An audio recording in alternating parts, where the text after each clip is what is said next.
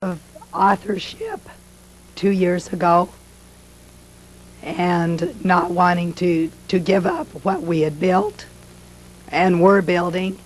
And at this point in time, I'm saying, do we want to continue in a type of business where we have high risk, high exposure to risk? Or do we want to repackage what we do? Our concept was to build our own clinics and have a network of them, and then have enough of a base to say, we franchise this idea. What did I say to you when you first told me that? I don't remember now. I remember you're the veterinary lady, but I don't remember what I said. What did I say when you told me your concept was to franchise them? What did I tell you? The main thing that stuck with me, Dan, was what I got out of when you're working in a business where you're selling your hours. Mm-hmm. You know, that's a tough way to make a lot of money. Oh, it's not a tough, it's impossible. Right. It's worse than tough. It's impossible. Yeah. And did your son come down and hear me in San Diego? No, I heard you in San Diego. My son went to another seminar that gave him a lot of information on licensing products and that type of thing. Okay. Okay, number one, you should not take 2 years to figure out that you can let go of pride of authorship. If you can't figure that out in about 2 microseconds, something's wrong. I mean, like this young lady who's 26 who figured out that she's got a shit can of business. I mean, yeah, 2 months out, with the greatest respect. And again, when I say these things, I'm not trying to embarrass anybody. I'm not trying to hurt or offend any feminists we have in the room. But that takes big nuts. That takes big nuts. I mean, and there's no doubt in my military civilian mind this young lady's going to be successful. None. Zero. Excuse me. And because if you can make a decision that quickly, with that little experience, and catch the point, the whole point of what I'm about, you realize the whole essence of what quantum theory is about. This young lady, we got to swap bad stories, don't forget, remind me. I mean, this young lady has, that's great. It makes this whole 3 days worthwhile to me. Because that's what it's about. Remember, it's a complete reversal going up the other face of the Matterhorn. And Rick Scott will sell out of health care just before, when everybody thinks he's going to own the entire health care industry, he'll sell it to some doofus like Cigna or somebody that's afraid that they're going to lose market share, which they already have. Because nothing's forever. I wrote him a letter about a year ago. I said, remember 3 things. Glory is fleeting. Nothing's forever. No up cycle or no down cycle. Number 1. Number 2, he's been married to his high school sweetheart all these years. He still drives a 1987 Buick. He didn't buy it with a radio because he wouldn't pay extra. True story. And I said, get a new car, Rick. When you're worth $500 million, you can afford a new car. So he probably went up to an Oldsmobile, probably bought one from Browning. An Oldsmobile, buy a new car. Just one moment, man. And I said, number 3, spend time with your kids, because I didn't, but I think you should. And so, but that's what it's about. Now, as far as your quandary with the veterinary medicine and the competition, if I remember correctly, you said that there was what I call systematized veterinary medicine coming in then, 2 years ago. And now, I just told you that in San Diego. Okay. In San Diego, you told me that. Okay. Yeah. It's tough to lock heads with an organization that's got that built-in market. It's absolutely tough. And that's not any place when you're going into somebody that can control the market, because they control both ends of the market. And that's not a good business to get rich in. And unless you've got big capital, and if you've got a lot of capital, I can tell you other businesses get richer a lot quicker than going in and fighting that. But I think you're right, and one of the things that I would disagree with is you don't have to wait till a cash flow business to come in the door before you sell the cash flow business you've got.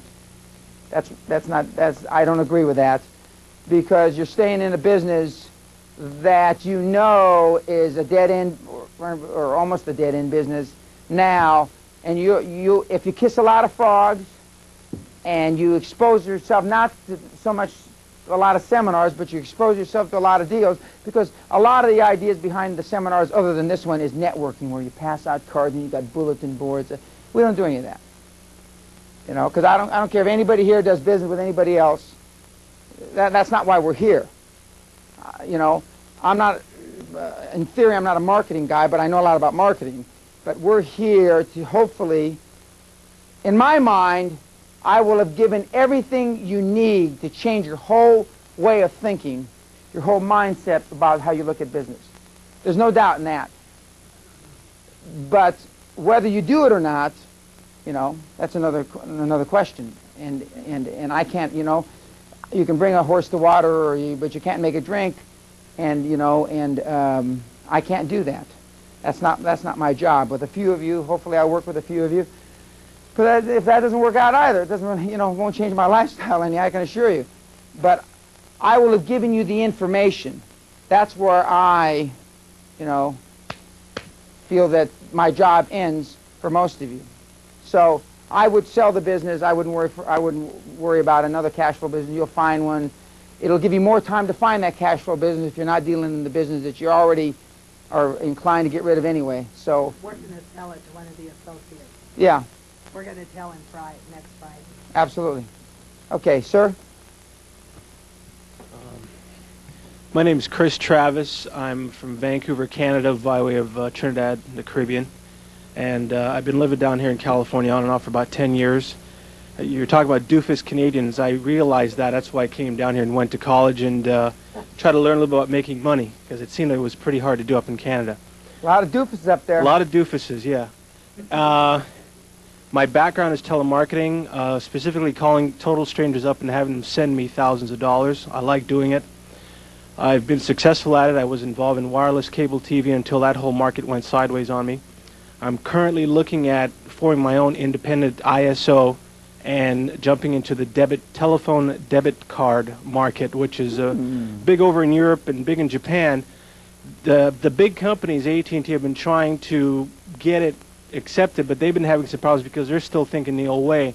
I'm hoping with some of my techniques I learned here that I can get some kind of control over it, or find out if it's even worth my while messing with it. And so right now I'm in transition from quitting what I'm doing, which is I'm working for a small brokerage firm here in Torrance, to having my own investors and just doing my own thing. And the reason why I'm here is because I'm an ex-seminar junkie, so to speak, because I was not going to go to this seminar. Because I've been to Jay Abraham's and I've been to other seminars too.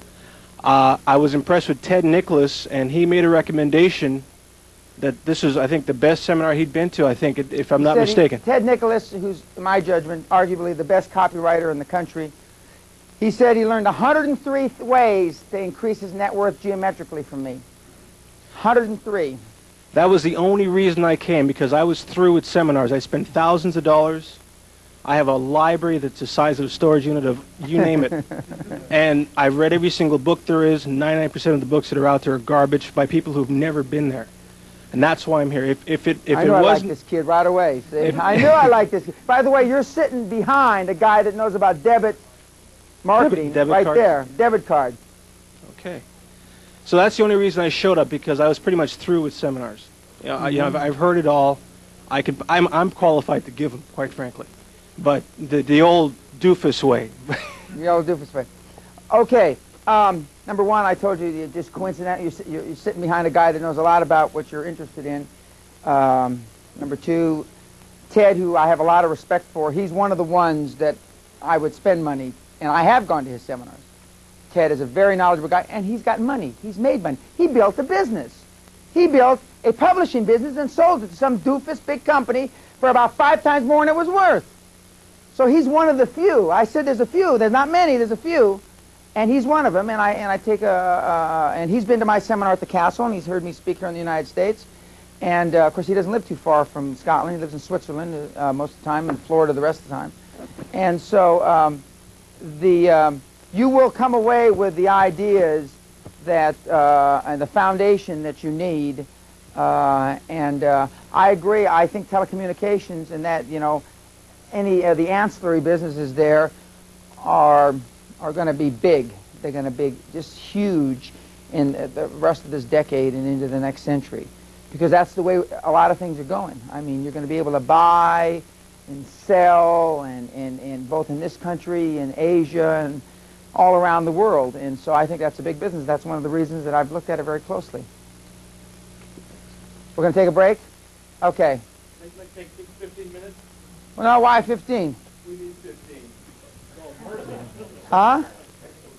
Yeah, we have a little technical difficulty. Okay, 15. Who did we leave off with? Right here. Yes, sir. Your name, where you're from, what you do. Okay, my name is, can you hear me? Yeah. Okay. My name is Mark Bowen. I'm from the San Fernando Valley, not far from where you are, where you were from. My business is basically involving network marketing. It's a little bit different than most of your businesses here. And what it is we have 12 products. And when you become a distributor in my company, you're allowed to take any one of those products and make a business out of it. And what I've done is I've been able to look at some of the products and make up my mind as to what I wanted to do with it. If it fit my profile of what I needed to do, what I could do, I went out and I started a business in it. So I basically have 2 businesses running off of the 12 products this company has allowed me to get my hands on. The thing about it that's really interesting is that we are on a new wave of environmental technology. Waterless and water-saving technology is what we're about. The company's called Envirotech International. They're out of Las Vegas. My company is called Ecotech International, and that's where I do my product.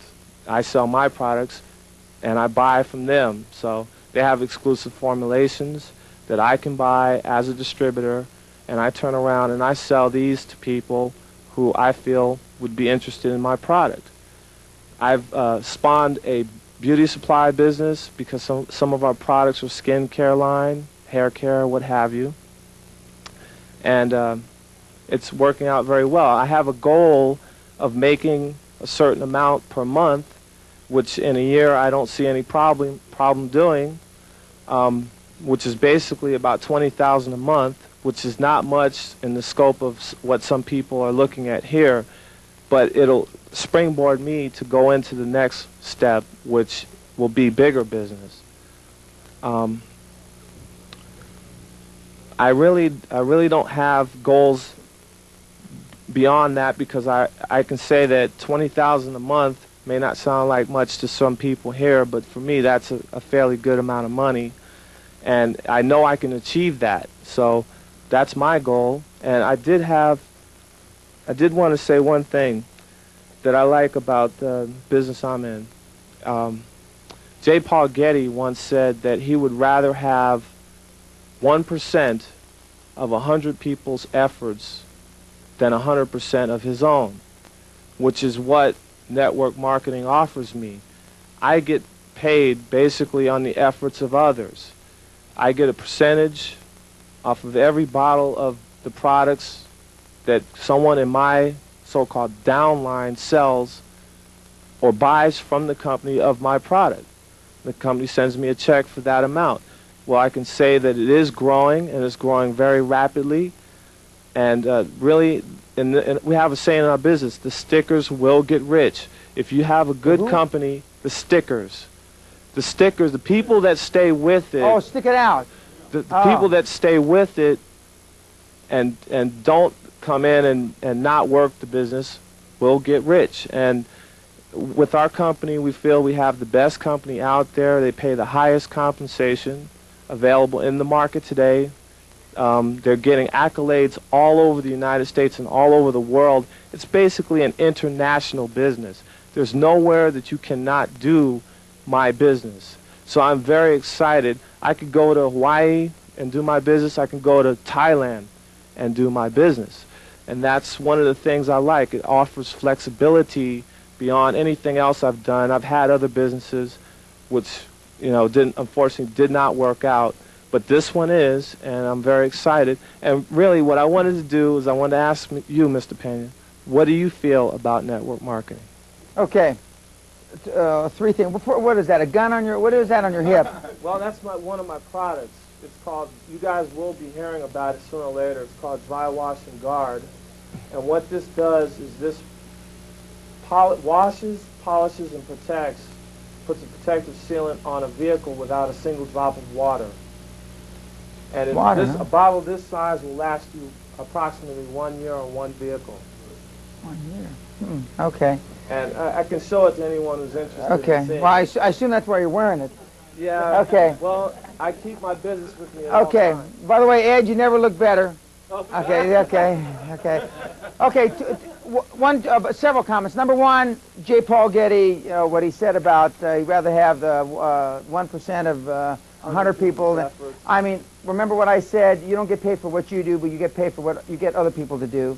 So in that regard, I like network marketing. I don't like most of the things that are sold through network marketing, but I like the concept. The concept is a smart concept. The concept is highly intelligent. I don't know who the hell invented it or started it, but I mean, it's the products. Unfortunately, it's wrought with a lot of bad products. I'm not saying this is one. This sounds like a good one.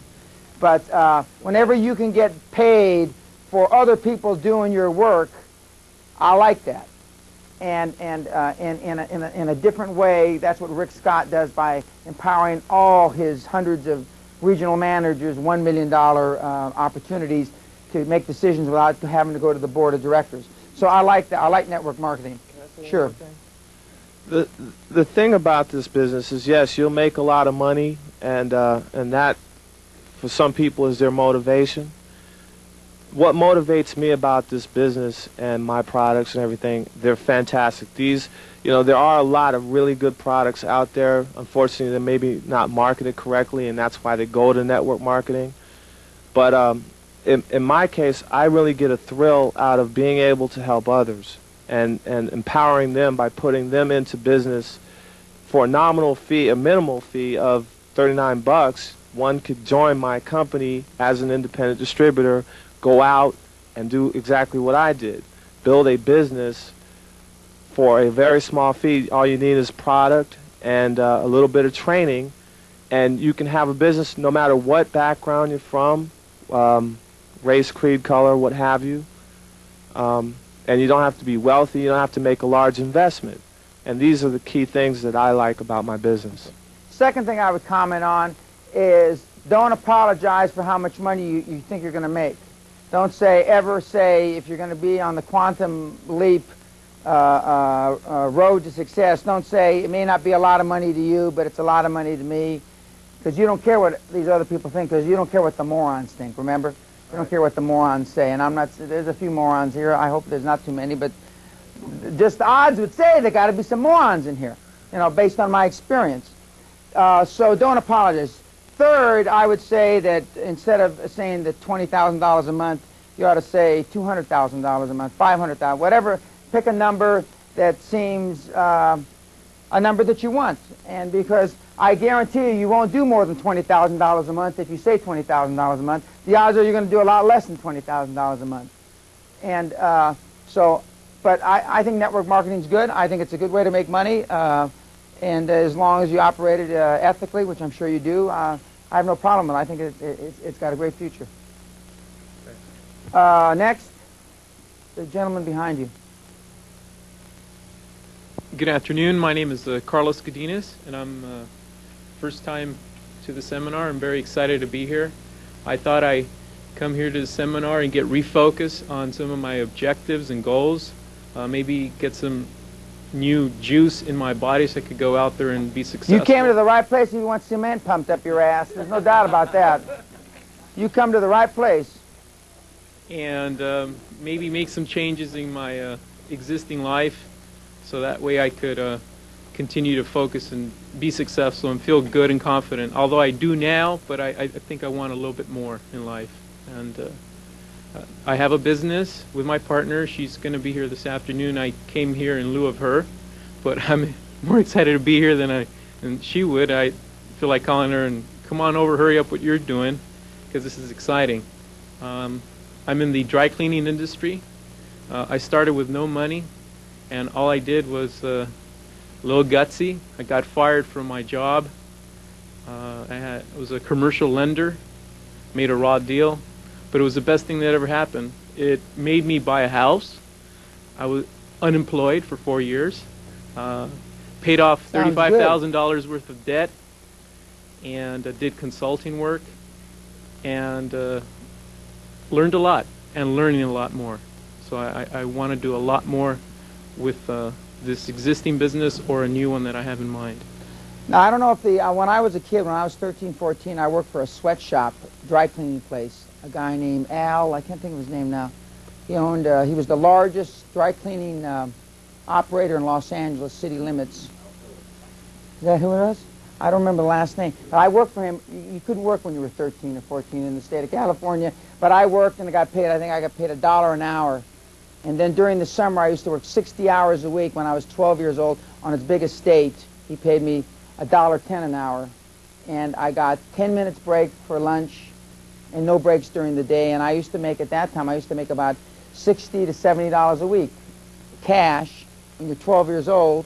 In 1957, that was a lot of money. And but the economics about the dry cleaning business, because he used to show me. Of course, he wasn't paying anybody any money, and I don't know if I guess you can't do that anymore. But I mean, he showed me the economics, Dan. You get 59 cents for the shirt and the $2 for this, and our cost is about a minus 2 cents. And then I don't pay these people anyway because you throw them out because they're illegal aliens. You throw their ass out, and if you can manage them a little, because I spoke a little Spanish, and so you manage, you can help me. You know, I'll give you a dime extra an hour. That's how come I got $1.10, because I was a manager at 12 years old, 13 years old. So now, if the economics are the same in the dry cleaning business, I like it. I don't like the way I was introduced to the dry cleaning business, but the dry cleaning business, you know, that was, in fact, my first business exposure was in the dry cleaning. Unfortunately, it was a sweatshop, but as I said, when you got fired earlier, it forced you to make a decision to do something, okay? And it was the right decision. And absolutely. He went out and bought a house. And one of the things I'm going to talk to you about tomorrow is I spend at least 110% of my income each year, minimum. My wife has increased that in recent years to 200 to 300% of my income, and I make a lot of income in a year. But because it's not what I know that I'm not going to get rich off my income. I'm going to get rich off my equity in transactions. But I mean, and so the fact that you went out and bought a house, even though you got fired, and this scenario that you went through is very much analogous to how I got started. And so I'm sure that you're going to come away with ideas over the next 2 days that are going to help you build your business, and I'm excited for you. Thank you, Very Dan. good. My name is Kathleen Shaw, and I'm from right here, Redondo Beach, and I'm in that envious spot of having a new business. I've been opened up a private investigation business about a year ago, and so I was coming just to listen to see what ideas I'd have in growing this business. Now, I'm not quite sure how you grow a service industry business like this and fit it into your ideas of equity. So that's where I'm trying to draw the parallel. Okay, well, I'll give you a quick parallel right now. You get a big, which I don't know if they call a contingent client in the PI business, but you get a big contingent client that, you know, and you will run into these people that are in dire need, have no cash, you know, and they need work done. Maybe everybody that comes to you is like that. And you say, okay, I'll do it for 5 or 10 or 20% of your business, or 2% or whatever. And so that's one way to turn that into an equity position, because you're taking equity for what you do. Another way of doing it is to seek out a huge client and offer to do work, assuming, which I'm sure is the case, that you know that you can compete competitively and do the work as good, if not better, than a big company, and say that I'll do this work for you for the next 1 month, 3 months, 6 months, a year, for nothing. At the end of that time, contingent on my success, I'll get a piece of this, I'll get something, and contrary to, you know, what you've been told, people will do that. People will allow you to get into equity. And because service businesses, the theories and the precepts that I use are the same theories and precepts I used on Wall Street. and there's no bigger service business than Wall Street. I mean, and I made it happen successfully on Wall Street. And whereas I took pieces of business, in fact, one of the reasons I left Wall Street, and Jerry Orman might remember this, Bear Stearns didn't want to do an equity or do a corporate finance deal that I thought was a good deal in Indonesia. And I thought it was a good deal. It was with Pat. And they didn't want it. And I said, well, can I do it? And he says, just don't embarrass me. Well, I still get income from Indonesia. That was the first oil deal I ever did in the Salawati field. And I still get that income. And that was in 1976 or 7 or something. Yeah, but Bear Stearns didn't want to do it. And I got permission from Bear Stearns. And then after it became successful, Bear Stearns wanted me to sign it over to him. And I reminded, of course, they lost all the paperwork. They don't remember all the things that we signed. And that's ultimately one of the reasons I left Bear Stearns. But so you can turn service into equity. And I'm assuming everybody's good at what they do. I know that's a big assumption, and assumptions are mother of all screw-ups, but I'm assuming if you're good, you can turn it into equity.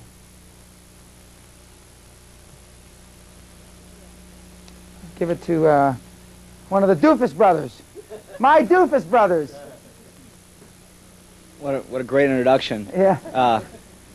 My name is Jim Mosby, and I'm from St. Louis. I met Dan through a different seminar. I was out in a seminar in Palm Springs or Palm Desert, or one of the palms out there, and it's one of the people he mentioned, the Newman seminar. And it was a great seminar, but I found that I was learning a lot more from just a few drinks with Dan afterwards than I was at the seminar. A lot of drinks with Dan. A lot of drinks with Dan afterwards. And a lot of things that I always kind of said under my breath because I knew people would disagree with me. I didn't find that disagreement, so I thought, well, there's something here. And I quickly figured out after the seminar there was 2 goals I had when I left there. One was to be one of his Doofus brothers, and the other was to see firsthand how it all happens with Dan. So we're in the process now of the very, very early stages of starting a business, and it's not a challenge because it's a problem. The industry that we've selected, the competition is Fortune 100 companies, and they're not going to go quietly, and we know that. But I think that's what makes it very exciting. The goals that I have, I've always wanted to take a company public. I want to do it as soon as we can get financials audited that are worthy of taking a company public. I see it in 3 to 5 years. And what I'd like to do is a lot of what people in here have already accomplished and are wanting to accomplish, and that's take the company public and do it again and do it again. And what I like about the situation I'm in today is I worked for a large corporation, Citicorp, where you got to make one decision in your whole lifetime, and even if you did make it, they didn't take you up on it. What I like about with Dan is he's taught me it's okay to make decisions, it's okay to be wrong, and you just keep making them. You just keep going. And have you been wrong lately? You haven't told me about? Well, yeah, I've been wrong. We've been wrong. Okay. And everything's not great. So there are a lot of not challenges, they're problems. I agree. But I'm very excited about it. I'm glad to be in an atmosphere where people think a lot alike or would like to take that next step. And I also do want to add one point. I don't believe in the seminar circuit. This is my last seminar because I think there's seminars are like uncles. Everyone's got one if you want to go to it. The people that can do it and have proved it and they want to get up and explain it to you, those are the people that I feel you should, at least for me, might not be for everybody. So, and I mean, I'm just from hearing people here, I'm easily the poorest person in this room, and Dan's easily the richest. So that's the reason, that you may not be the poorest. You haven't read everybody's forms like I have. I mean, but by the way, and I should have given them a different kind of introduction. Both the Mosby's brothers, I call them my Doofus brothers, are running a company for me that I have a patent, and we'll talk about that tomorrow or Saturday, and I've turned over the running of the company to them. And common sense, conventional wisdom would say that you got to be goddamn crazy, Dan, to turn it over to are you 28? 29 and 28-year-old kids that never run a business before, right? You work for Citicorp and you... Crown Packaging. Yeah, but before that... Monsanto. Monsanto. Their experience is, bupkis. But I had confidence, and I'm going to let you talk. Don't worry. You know, even though your wife didn't come with you. Your wife didn't come with you, right? No, she didn't. Okay, okay. His better half didn't come with him, but I had confidence, and Jim basically sold me on his younger brother. I had confidence in John even before I met him. It was a little shaken after I met him, but we still went forward with it. And but I've turned this business over now. The company that we're competing with is DuPont. They have 99.99% of the market, roughly speaking, and maybe more. And they have invested hundreds and hundreds and hundreds and hundreds of millions of dollars into this product and have controlled this product since the early 60s. And we have a product that we feel, we know, can compete effectively and kick their ass, basically. And I owned this once before. I bought it when I was the chairman of a public company, and as part of my settlement when I left Great Western, in addition to a lot of money, they gave me this company. That's assets. There was nothing running because they had put it on the back burner because my former colleagues didn't understand it, I don't think. And so I've got it again, and I feel very, I liked it when I bought it the first time. I liked it when I have it now, and I've turned over the running of it to Jim and his brother John. John, why don't you get up now? Okay. Sure. Is there a Brian Wright in this room? No Brian Wright? Okay. Go ahead. Okay, yeah, my name's John Mosby. I'm not going to reiterate everything that my brother said, but a couple points that are important. Number one, I don't think either of us know how to work in a business, run a business, or be in a business environment different than the way Dan's talking. To say you're going to take your company public, that just happens. To say you're going to make hundreds of millions of dollars, that's what happens if you follow guidelines. The key point is one day when my brother got home from the Jim Newman seminar, he called me and said, I'm going to call this guy. I mean, he was like this. I got a guy to call, and I just get on the other line and listen. I said, pick up the phone, call the guy. Pick it up, let's go. When we hung up, I said, if you ever do that to me again, I'll kill you. The reason I'm here is because my brother brought me, as he said. I do work for a company now in sales where I work as a straight commission sales rep. I get 33% of the profit of whatever I sell. The two owners of the company, $55 million in sales. They probably bring home $19 to $20 million. Profit afterwards, pay everybody. They make $2.5, $3 million a year each. It is $2.5 to $3 million more than they ever expected to make, and they're not going to touch anything. They're like the horse with the reins on, with the blinders. Don't touch anything, don't do anything. If this thing fell apart tomorrow, I'd be fine. I can't stand even being in there anymore. It's ridiculous. It's a farce that we have 80 salespeople doing that for them. But as I was saying earlier, we know of businesses run this way. That's just how it goes. You take the company public, you do another one, you do another one, you do another one. You keep your eyes out for new ideas. Dan said if you start getting in that frame of mind, ideas will jump out at you. One already has for us. So we appreciate the opportunity, but it's something that we were going to do, we're going to do, and with Dan, and I'd like to say that we're working with him and not for him, because that was another goal that we're going to do. We're not going to work for Dan, we're going to work with Dan. So with that in mind, I have only been to one other seminar, and that was Tony Robbins, and he never said you can really make a mistake and make mistakes and do all this stuff, because you shouldn't be making mistakes if you're as good as you think you are. So, that's bullshit. Yeah. With that in mind, I'm when glad we're not you're on the allowing camera, mistakes. I'll tell you about all the mistakes Tony's made. And I mean, but my wife has lost in mink coats at airports more net worth than he's got. Well, that kind of puts it in a nutshell. And last but not least, when Dan's mentioning my wife, we just got married 2 months ago. And you're still married? Yeah. He asks me that every month as well. And we had prefaced, well, what happened was we had been out, my brother and I had been out to visit Dan about 3 times, been out to his castle once, and Dan called us and said, I want you guys to come back out, I want you to bring your wives. For nothing other than to meet my wife, to understand who I am, and understand the commitment that you're all going to put in this. And we had basically told our wives, whatever he says, don't say anything back.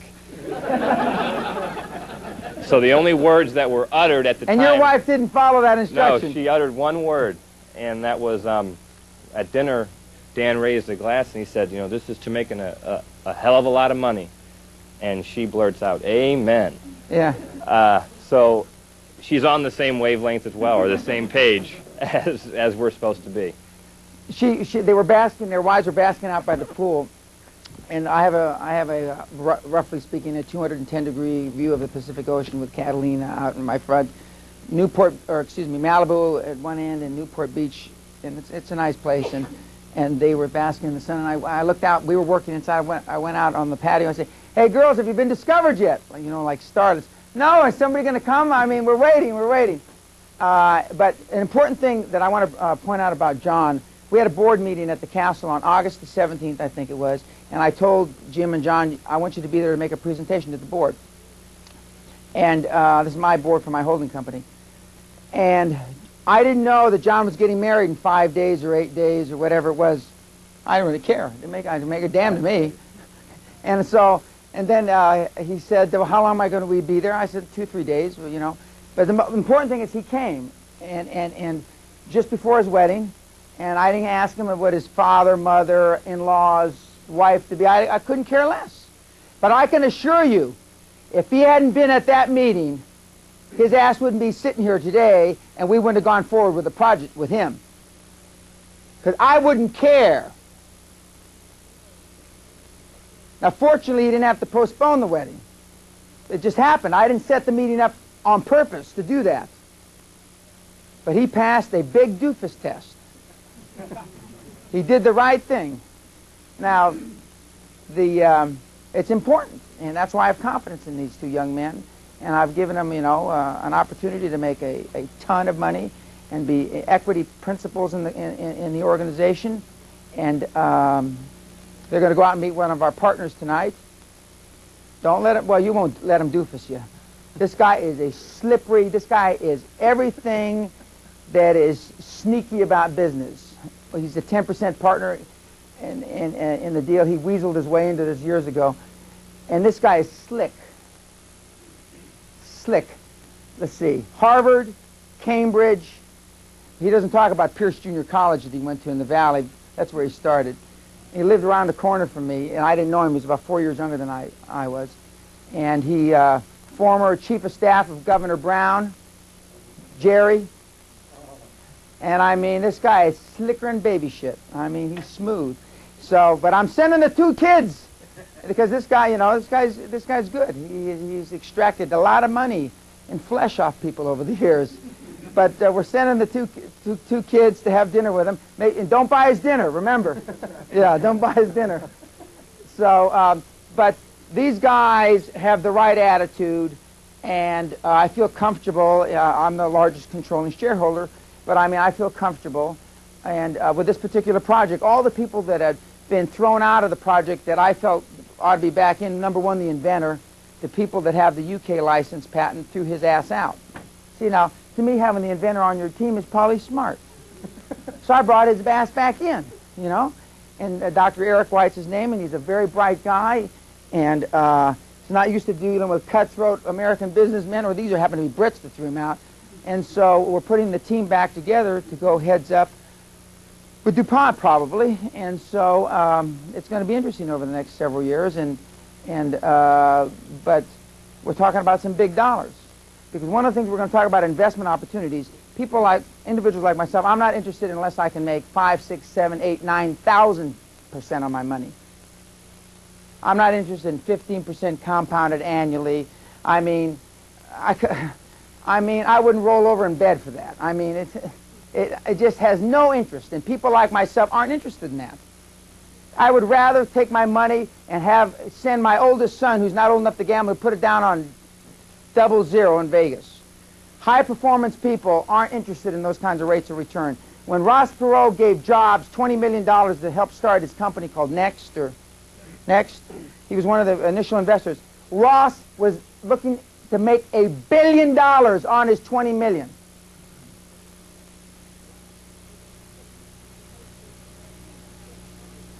So, I mean, and in my judgment, if the difference between interest rates, everybody bitches about interest rates, if the difference between 6 and 8% interest rates kills your deal, you ought to blow your brains out. You're looking at the wrong kinds of deals. I have a big arsenal at my house. I'll set you up. Some of my stars just walked in. Verdier's from Baltimore or someplace like that. But we went to the University of Maryland together, we found out. Yeah, well, they're going to get a chance to talk. Put up a seat. These were control freaks. These are former control freaks. Now they're richer former control freaks. But see, I feel comfortable with the young guys. There's not many guys my age that have been as successful. Well, virtually probably hardly anybody in this room would do what I've already done. And I've done 2 or 3 projects like that because I know 3 things. Number one, I can mold these guys and give them the right tools. They don't have as much crappy preconditioned thinking. Number one. Number 2, they've got good educations, even though they were raised there and educated in the Catholic system. I'm a Catholic myself, but notwithstanding that, I mean, and they look like Mr. Clean. See, they got the Bruce Whipple look. See, now you see what he looks like. They got the IBM look. And it's easier to take a man or woman's money if you look like an IBM salesman. It's a lot easier. I mean, he looks sincere. I know him. I know better. But I mean, that's why I told him you got to focus in on the Fortune 50. I mean, because he relates. They all look. Don't you all look alike when you sit in the meetings? I mean, they all look alike.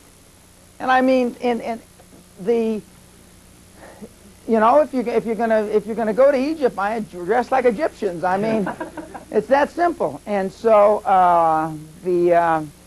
but that's the format that I use, and have been pretty successful at it. And I find these things to run, and I let young men like the Moses brothers run with them. Next. I'm Vince Pena, and I'm Dan's kid brother. And I came to the first seminar almost 2 years ago. May of '93. Yeah, and this is the first time I've been back since. And what I want to know is, have you been mentioning my name and referring to me ever since? Because if so... Yes. Yeah, well, you owe me a little something. Yeah, okay. I do. And a few other people here, too. Vince was, or I don't know if he still is, but when he was promoted, he was the youngest fire captain in the state of California. He's with the Los Angeles County Fire Department. And he was their, or probably still is, their child prodigy, the young guy that is going to lead him into the next century.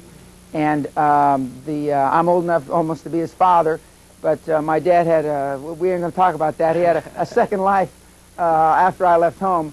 But, I do mention you probably have some royalties, do you? But, we'll talk about that later. Okay, later. Okay.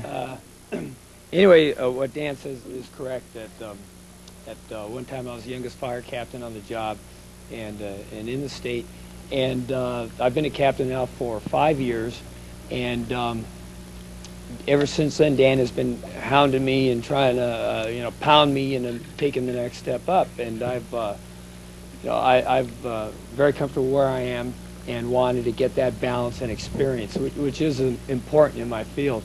But now I feel like I have the experience, especially through proven ability, and I'm going to go for that next step up and start bumping through the ranks.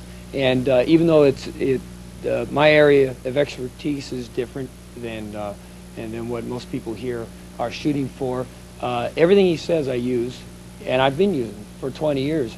Everything he says, it's not something that's made up to put on an overhead. I mean, I've heard all these things. I've heard them in the back room. I've heard them on the golf course. I've heard them, when we've both been down on the ground. I mean, he lives by this, and it's his proven ability is why, I use him for advice, and he motivates me, and will do so throughout. And so anyway, 2 things I want to get out of here is, one, I'm here because I enjoy his motivation and the guidance that I get through him. 2, it will help me bump up through the ranks, and which it did get me to where I have been. And 3, I've always been caught up in the passion with the fire service with my job, and now through that and through the experience, I've found an area which is just ripe for the pickings to start a business, which the time schedule of the firemen, you're able to do things off duty, And it's just a business it's an area that is in promotional workshops and training courses, which has only started the last 5 to 6 years, and it's something that is just ripe for the picking. There's only one person that does it worth a darn, and he's an LA City battalion chief. And I see flyers coming through the fire station all the time. I see guys of mine, not of mine, but guys on our department that are paying thousands of dollars for these courses. And it's just it's killing me to see this. That it's something that one, I don't think he's doing justice to the profession, and two, I think he could be had. And I've seen that because one, where I got myself without any help in a fast way, and two, the men that I've had for the last few years, I constantly promote them and get them up through the ranks without paying thousands of dollars and without any fancy program. So I think that's something that can be marketed, and that's where my passion is, and I know I'm good at it through proven ability, and that's just something that I think, in fact, I know that there's a market out there, and where it can end up, I don't know, and I don't care, because it's just so new, and there's just so much there to be had. That's what I'm going to go for. Okay, thank you, Vince. And coincidentally, the business that the Mosbys are running is a fire-resistant a chemical process where you change the molecules in fabric to make it fire-resistant, more fire-resistant than DuPont's Nomex and Kevlar products. And coincidentally, one of the reasons I have a great deal of comfort in the area is because my kid brother is in that business and has been instrumental in guiding us. And whereas he felt he needed more experience, he's in a life-death business. Except for the doctor. Where's the doctor? Unless you're a doctor, I mean, nobody in here is going to make a decision that actually in the cosmos of time is more than a fart in the wind. We aren't in the life-death business. Nobody has ever made a decision in the big picture scheme of things amounts to spit. Doctors, not all doctors, and I don't know what kind of doctor you are, but I mean some doctors actually make life-death decisions. Policemen, firemen make life-death decisions. You better be qualified. For us, doesn't mean a damn whether we're right or wrong. Yet we labor, we kill ourselves, we pound the hell out of ourselves on some of these decisions. We Lotus 1, 2, 3 to death. Ladies and gentlemen, nothing that you've ever done in your career, nor probably nothing that you will ever do henceforth in the cosmos of time means spit. So why do we beat ourselves up? Why do we spend such an inordinate amount of time deciding on what to do? Tomorrow and the next day we're gonna go into that ad nauseum, because we're going to go around and we're going to talk to people about decisions that we've made. And nobody's made more wrong decisions in this room than me. Okay. Verdiers we're going to save to last. Move the mic up. My name is David Marshall. I'm from North Carolina. No background. I'm 30 years old. I just sold a company of mine, and I'm in the process of the people that I sold it to. They want me. The guy that I sold it to, that's running the company, he's spending most of his time buying other companies and growing the company. He wants me to help him work with taking that company public. That is one of the goals that I'm working on right now. Another goal that I'm working on is in the information business, to do an online service, something along the lines of Prodigy or America Online in that business. So I really came to this seminar to find out if I wanted to go to your seminar in Scotland.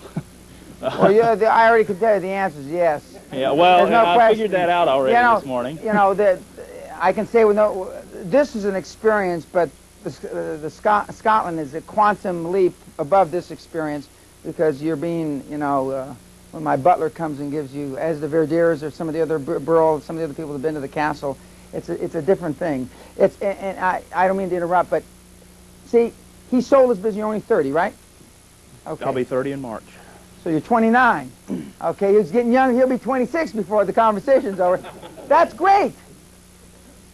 You know, I won't ask the question, how many sold a business when they were 29? How many had a business when they were 29? Okay, good. But, I mean, that is the kind of thing that we're going to develop over the next two-plus days. Well, and that's really where I'm coming from. I don't have a Harvard education or any of that. Good, you got a chance. I got started scrapping when I was a kid, and I've had businesses since I was a kid, and I've started some and I've bought some, and I've mostly been playing in the lower tier, and so I'm at that point in my life where I want to take that, to use your terminology, quantum leap into, you know, the big time and be a real player.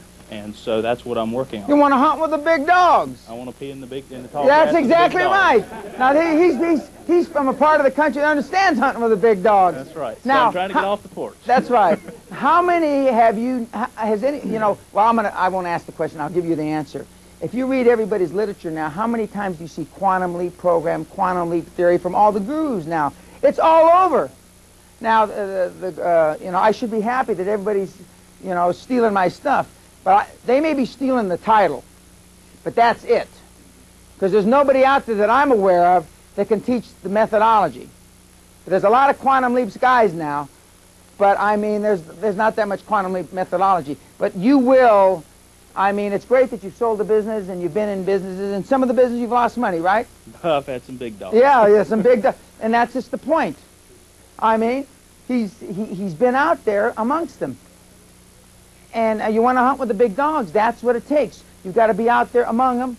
You've got to be taking, you know, not necessarily risking your net worth like I've done 4 or 5 times in my career, but I mean, you've got to be out there amongst them. So this is the first I've been exposed to you, and I'm very impressed with what I've heard so far. Thank you. But I would be other gurus, and I didn't care much for them. I'd be surprised if you weren't impressed. You know, quite frankly, I'd be surprised. Yes, sir. My name is Mike Crabb. I was down at the San Diego conference, like a few of us were down there.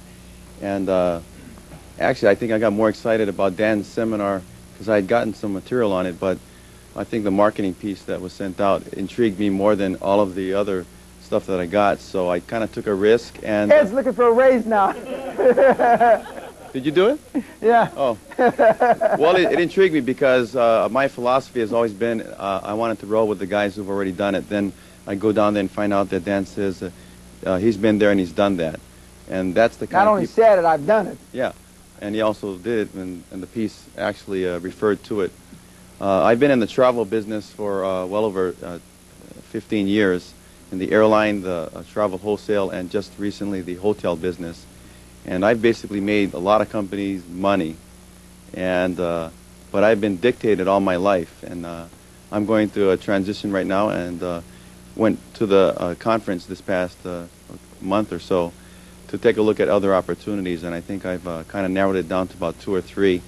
But what was more important to me when I went to Dan's workshop down there was the principles and attitudes that I have already shifted since then. I'll give you an example. Yesterday, I like that term, he who writes the first draft wins. Yesterday I went to a negotiating meeting, and I got up at 7:30, blitzed this proposal yesterday. I set it up with my partner. I think I used all the principles. I took my vice president with me to this meeting. I purposely sat him down in a certain position. I sat across the direct person, and then we figured out afterwards that after the negotiating, we had saved ourselves $10,000 just by writing the document. It was also important for me to have my vice president with me there, but I think I utilized a lot of the principles that Dan talks about. I think what I really want to get out of this this weekend is to really get, I think we all have fears, and I think Dan has this kind of attitude where you either get it or you don't, or hit the high road. So that's pretty close. Yeah, pretty close. So I think that's what I really want to get out of it, and I think I have a goal of getting a $67 million in the next 5 years net worth. And so I'm looking at businesses right now, and I hope to meet and talk to some of you here as well and also get some good information before I leave. Let me comment a couple things on this, what he said. I can guarantee, there's not many guarantees in life, and I don't give many guarantees at the seminar, but I can guarantee you this. If you're willing to bust your ass and work like a dog and exclude everything, family, God, country, everything, if you don't make that money, it's because you got run over. Or, there's just this, the trick or the formula or the methodology or the precepts are so damn easy. When the Verdiers get up, I'm not saying it's because that they, they're simple people. That's not because I actually went to college with them, kind of. But it's simple. For the people that, Burl's getting ready to get up here, and she's one of my superstars. But I mean, and I'm not taking anything away from Burl. Well, not too much anyway. She's not that smart, but I mean. Yeah, but I mean, it's not that hard. It just isn't. If it was that hard as some of the guys that I went to college with, Penny couldn't have figured it out. I mean, it just isn't. But what it takes is it takes a complete change in the way you think. That's what's hard. The actual doing it, like this young lady, figured it out in about two minutes. It's mind-boggling how she figured that out so quickly. But that's what's difficult. It's getting over all the bullshit that we've been inundated with all our lives by everybody that we have to do with, the guys we play golf with, play bridge with, go to the gym with, eat lunch with, went to school with, etc., etc., etc. That's what's difficult. And the hardest thing for some of you in this room is to stop hanging around with the doofuses you hang around with, because that's become habit. The morons you hang around with. The know-nothing morons. They're debilitating. The second for some of you, the hardest thing, will even be harder than, is to limit your association to your doofus parents and your doofus family. That's tough. Impossible for some people. My name is Brill Crump. I'm from Ottawa, Canada. I met Dan about 18 months ago at somebody else's seminar. Dan, cover your ears.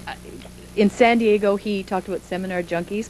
4 years ago, I sold my real estate company. They gave me a good whack of cash, and then they paid me royalties every month for 3 years. So I was wandering around aimlessly, didn't know what to do, except for spend $73,000 on seminars. Jesus Christ. I didn't know this. I know. I didn't know this. Cover your ears. Okay. I don't go to seminars anymore unless Dan is there or they're Dan seminars.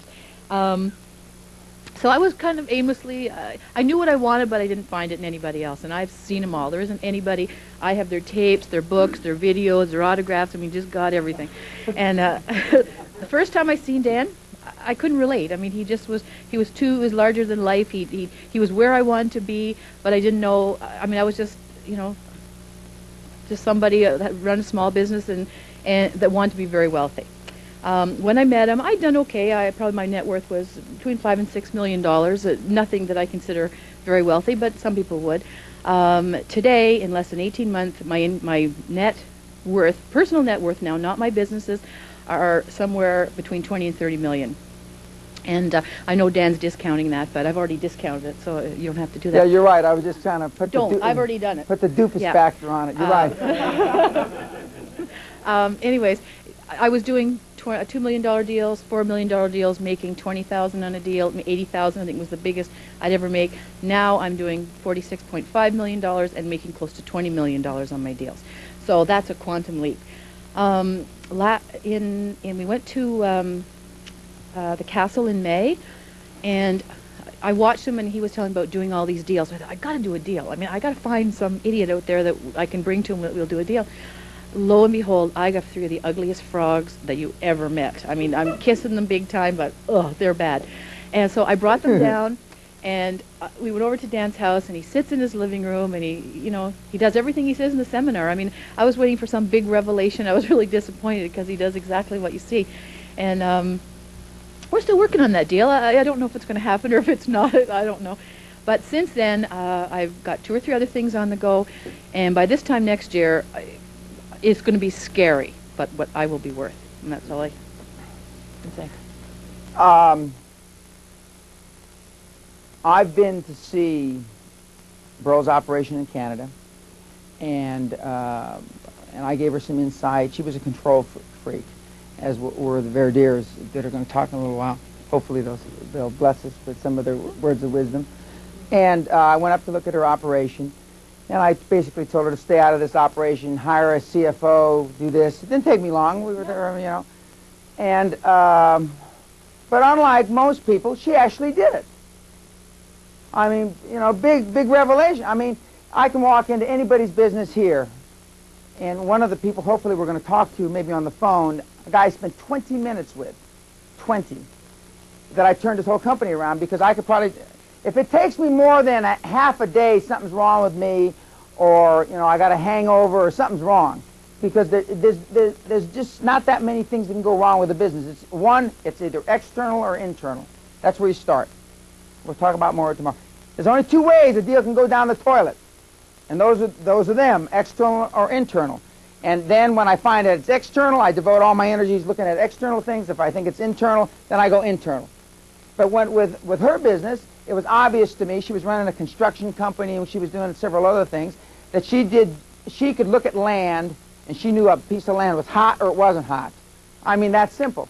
And she didn't need any Lotus 1, 2, 3 to do it. And in fact, her 67 or whatever million deal she just did was on one piece of paper, her proposal to these doofuses that you're taking the money from. Okay, one piece, right? Yeah. One side of the paper. Yeah. And they got all nervous. They came up to see her in Canada because this lady must be trying to trick us. She said, cost this, my profit. And that was it. And so after they came up there and they audited her and looked her over, they essentially agreed with your numbers. Yep. Yep. And so, I mean, just imagine if a regular company had done that. There would have been 900 pages of crap. I mean, when I come in and look at a company, normally what I do is before I have breakfast with the people, breakfast with the chairman. Then I spend the morning not with the people that kiss the chairman's ass, but the level of people below the people that kiss the chairman's ass.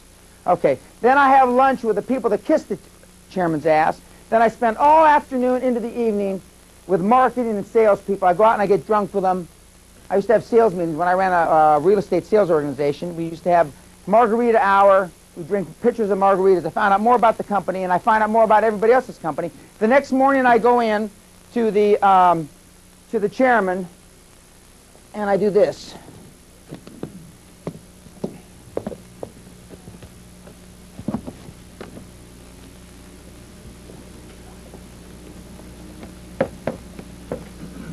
This company X, Y. How do I get this piece of shit?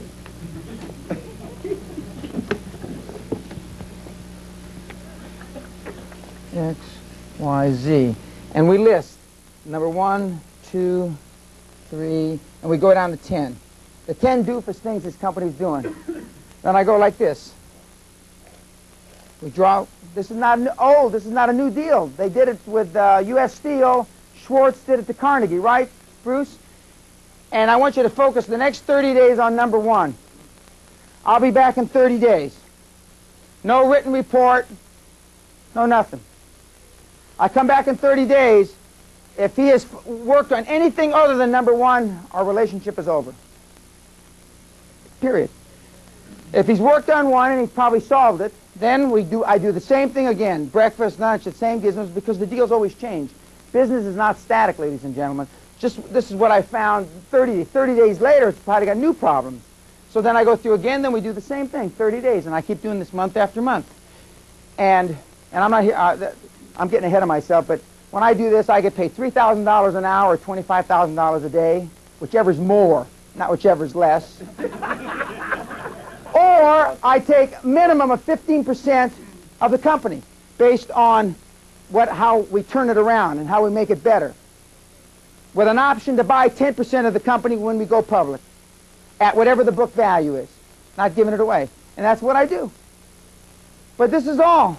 And with Burl, it was simple, because Burl had good common sense. She did something very well. I said, forget all this other crap. Very much like I told Bruce Whipple, focus in on the IBM guys that all look like you. It's an easier sale. And it's that simple. Yet Arthur Anderson Consulting will come in and spend 6 months, $745,000, and 900 pages of bullshit. Business isn't that difficult, ladies and gentlemen. It just isn't. It just isn't. I mean, my track record is pretty darn good. I mean, except for a couple of people that have died in the middle of their programs and their companies were liquidated, I've got pretty close to 100% track record. But the caveat is, if you don't do what I say, and I'm not telling you leverage your company, borrow $1 billion, etc. If you don't do what I say, our business relationship is over. Because if I can't control, then I don't, not control on the day-to-day function, but if I can't control the information and what you're going to do, and if you're not going to follow up on it, then I don't want to have anything to do with it, because I realize then I'm not there for the, then I don't want to actually get paid the $3,000 an hour. I want the equity in the deal. Burl has been a big success. She's just beginning to get her stride. She went to she's been using the Royal Bank of Canada for 25 years, right? She told me, I can't hardly say this without choking, that the Royal Bank of Canada had never turned her down in all those years, right? I said, you're obviously not asking for enough money. I mean, banks turn me down all the time. Because I always ask for at least 3 to 5 times more money I think I need. Because when I borrow money, I take a company public, I've always pay myself. We're going to talk about it tomorrow next. I take a big chunk and I pay myself a bonus, and I pay everybody involved in the deal a bonus. I used to pay $3 to $10 million on a deal in bonuses. This is out of the equity that I get from the bank, the money that I borrowed. And she's never been turned down. I said, you've got to change your attitude with the banks. And she has. She did a huge no money down deal, which she showed me. That's that property by your place. And she's flipped the switch on the bank, because the bank doesn't want to lose her business. And banking's tough in Canada because of all the doofus rules they've got. But, I mean, and she's just taken the ball and run. And she's been over the goal several times now since our relationship has started. And so it's not, and I'm not demeaning or saying any of the people that have been successful aren't that bright, but we're not that, maybe Whipple is, because he looks brighter than he is. But certainly when the Verdiers get to talk here in a little bit, they don't even look bright. They look young. They're almost as old as me. Look at how young they look. Okay, next. Young lady with a tough handshake. Hello, my name is Naima, and I have my own cosmetic company, and I distribute my products to Southern California Broadway. Is anyone familiar with that chain of stores? I'd like to tell you a little bit how I started. I came here with a dream, and my life has been very, I won't say planned, but I always knew my destiny. I grew up in a lower middle income family. My father is a minister, and I had a mother as a housewife. I didn't see too much benefit in that, so I said, no, I'm not going that way. And I decided early on in my life that I wanted to be immensely wealthy. I don't know where that came from. No one in my family had acquired a lot of money, but I know that I did not want to have $1 or $2 million. That didn't even seem rich to me.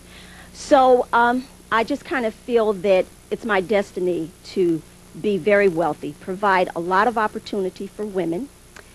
I came out here about 17, 18 years ago with a dream. The dream was to get a job in a field that I loved and I was passionate about. I mean, work my behind off, not to get another opportunity because I was cute or I said hi nice, but because I knew my business. I started as a salesperson, making about $3.25 an hour. After that, I caught a couple of management's eyes. They felt that I could be an assistant manager. I went into assistant manager for the Broadway. About maybe 3 years after that, they felt that I could be a manager because I was doing the work anyway. I was a little fearful about going into management because I knew then I would have to take all of the heat no matter if things weren't done right. I had 3 children at the time, and really do I want to put that much energy in someone else's business when my purpose was to come out here and to have my own business. But I felt I needed more training, more insight into the business I chose. I worked at that, I accepted that and went on, and I did very well at that, and I think it was because I always loved to motivate people to do what you do well. And if you do it well and if you're passionate about it, you don't have to worry too much about the competition. After that, J.C. Penney's heard about me. They hired me as a cosmetic merchandise manager. So now I'm buying cosmetics. I'm developing a staff. I'm motivating them, and I'm trying to get the women to do the best job they could. Not so much for myself, but I believe that if you get people to enjoy what they're doing and do it well, they will always go the extra mile because they're feeling good about it, and you're letting them do what they do best. So I stayed there for about a year. A man by the name of Mr. Johnson, who owns Johnson Publishing Company, called me from Chicago. My name came up a couple of times in this area. He needed an account executive for cosmetics to be a account executive. Oh, and so many people told me, oh, Naima, you can't do that. You can't be an account executive. You can't be a manager. You have 3 children. You're married. And you're black. You can't do all of these things. But every time someone told me I couldn't do it, I knew that I could, not only because I knew that I could, but I had read something about Henry Ford, where Henry Ford didn't even pass the 4th grade, but he hired the Harvard and the Yale guys. But he had the Dime a vision.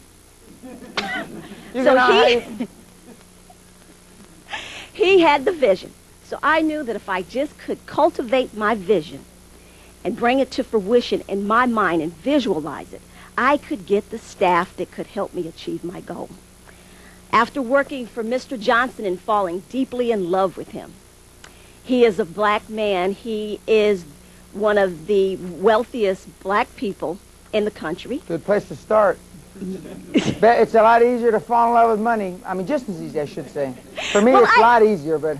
I fell in love with his mind. I fell in love with he could discipline himself to step through the crap and get what he wanted. And I would be sitting in a sales conference, and I said, how can I get from here to there? That was the only question that just kept coming up. Well, because I fell so in love and in awe with this man, it was nothing, outside, in no bedroom or anything, but I just loved his fortitude and all of what he had done in the time that he had came from, because he came up in the 40s and the 50s where, they told you couldn't do anything if you were black. So I worked for him for 7 years. My plan was to work for him only 2 years and then go for my business. But because I got caught up in his vision, and I was doing basically what I love to do, and that is to go into stores, hire women, motivate them, try to get them past their families, not spending all the money on their children and their husbands and all of their energy and effort, but save some time for themselves and to develop the gift that God had given them. After I did that for 7 years, I could not rest, I could not sleep. Something inside said, you have to do it. You've got to go for it.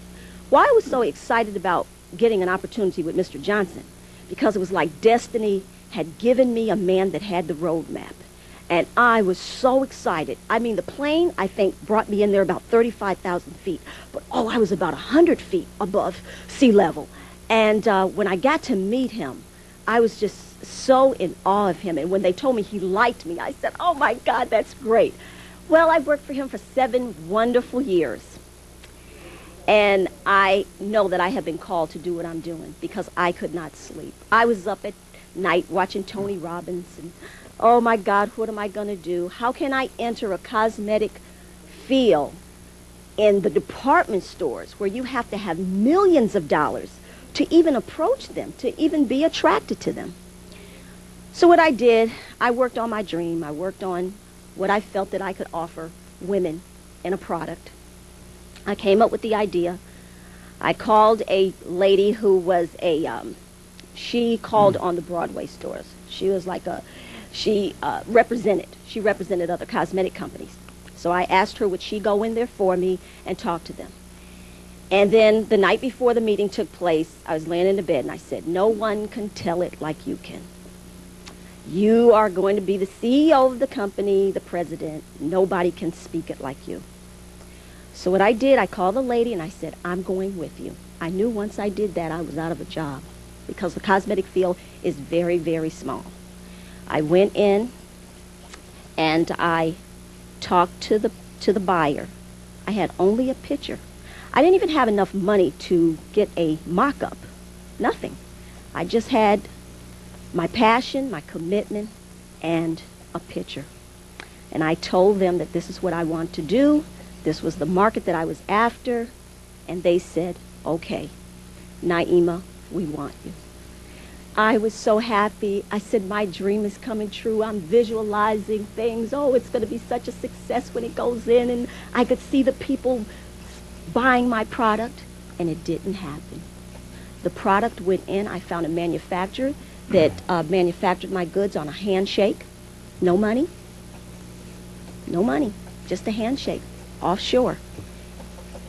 He delivered my goods on time within the 30 days PO that the Broadway gave me. And the merchandise set. It sold pretty good, but not as well as we had anticipated. So for the last year and a half, it has been a struggle to keep my vision alive and not look at my circumstances, but always keep my eye on the vision.